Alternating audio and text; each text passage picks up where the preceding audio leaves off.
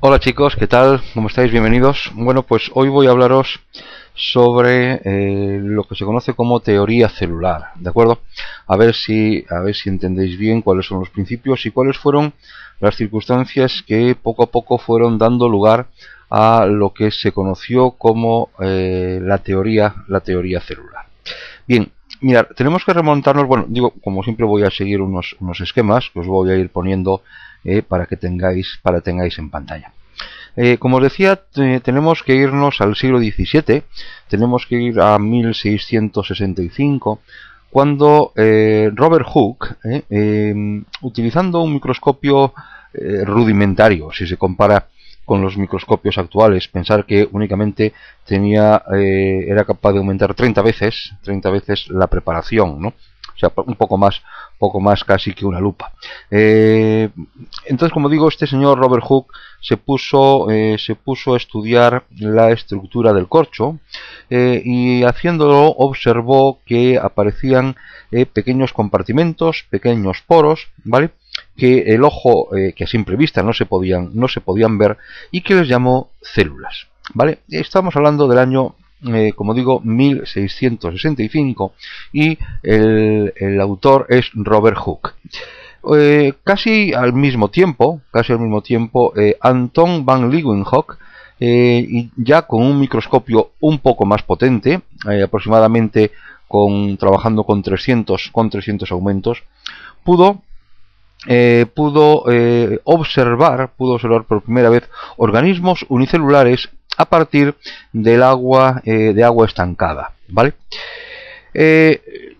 Bueno, pues hasta ahora únicamente una persona, un científico, que le da nombre a unas celdillas que había visto en el corcho, y otra persona, Leeuwenhoek, que con un microscopio más potente, pues consigue observar organismos unicelulares a partir de agua estancada. Bien, es a partir de 1670 cuando se empiezan a dar ya los primeros pasos para decir que todos los organismos, o que, mejor dicho, que todos no, que hay determinados organismos que están formados por células. Y en ese tiempo se referían al estudio de las hojas y al estudio de los tallos. Tenemos que irnos al siglo XIX, cuando ya bueno, pues se define o lo que es el concepto de célula, y se llega a la conclusión de que todos los organismos están formados por células. ¿Cómo se define la célula? La célula se define como la unidad anatómica o estructural, fisiológica o funcional de los seres vivos. Es decir, el lugar que los ladrillos, por así decirlo, del ser vivo, es decir, anatómico, estructural, y el lugar donde se van a producir todos los procesos para que ese ser vivo pueda desarrollarse, fisiológico o funcional. Estaba pues enunciada, o estaba pues ya descrita, la primera parte de la teoría celular, que no es otra, como digo, que todos los organismos están formados por células, ¿de acuerdo? Pero claro, como toda teoría científica, y lógicamente la teoría celular también lo es, pues necesita de dos elementos imprescindibles. Uno, por un lado, describir un hecho, es decir, el hecho ya está descrito, que es que todos los seres vivos están formados por células, y en segundo lugar, cómo se crea ese hecho. Es decir, de dónde proceden las células. Hasta ahora pensar que estamos en plena generación espontánea, es decir, la vida se forma a partir de la no vida. Pero en el año 1858, de nuevo vuelve a ser un punto importante para la teoría celular y para el avance científico en cuanto a la célula, ¿no? En el sentido de que fue Rudolf Virchow el cual en 1858 pues indica pues su ya famosa frase de que omnis cellula ex cellula, es decir, toda célula procede de otra célula. A Virchow continuaron también actores como Sheldon o como Swan, ¿vale? Que entre todos dieron lugar y completaron la teoría celular, ¿no? Por un lado, que todos los organismos están constituidos por células y que toda célula procede de otra célula, ¿vale?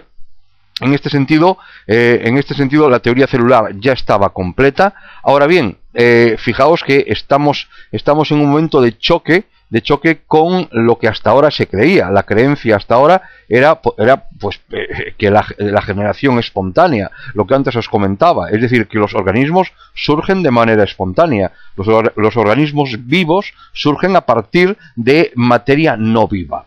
Esto, evidentemente, va en contra de esa generación. Y fue Louis Pasteur, ¿vale?, el que intentó dar a cabo buena respuesta a todo lo que había propuesto tanto Virchow como Leeuwenhoek anteriormente, o como Swan y Sheldon, ¿no?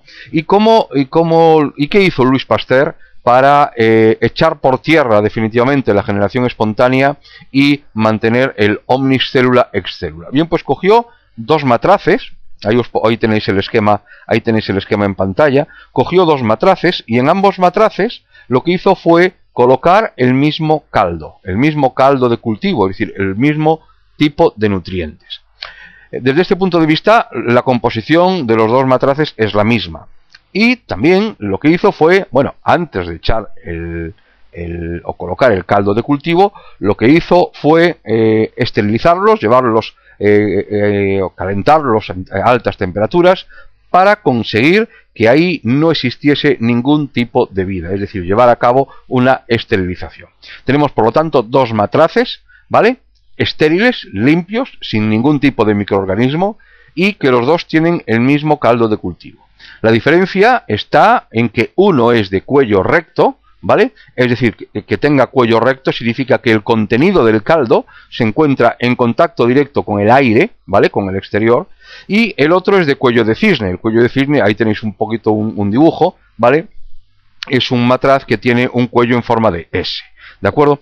Bien, ¿qué se consigue con este matraz? Con este matraz se consigue que en la parte baja, en la curvatura baja de la S, ¿de acuerdo?, ahí se produzca condensación de agua, de tal manera que los microorganismos, células que pueda haber en el aire, no van a pasar al interior del caldo. ¿Por qué? Porque en ese recodo, ¿vale?, en ese recodo donde se ha condensado el agua, ahí van a quedar retenidos.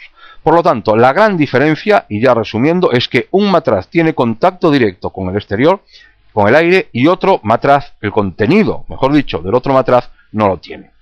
La experiencia demostró que al cabo de unos días, según la experimentación realizada por Pasteur, llegó a la conclusión de que en el matraz de cuello recto, es decir, que se encontraba en contacto con el aire, ahí se estaba produciendo en ese caldo un desarrollo de microorganismos, mientras que en el matraz de cuello de cisne, que no tiene contacto directo con el aire, ahí no había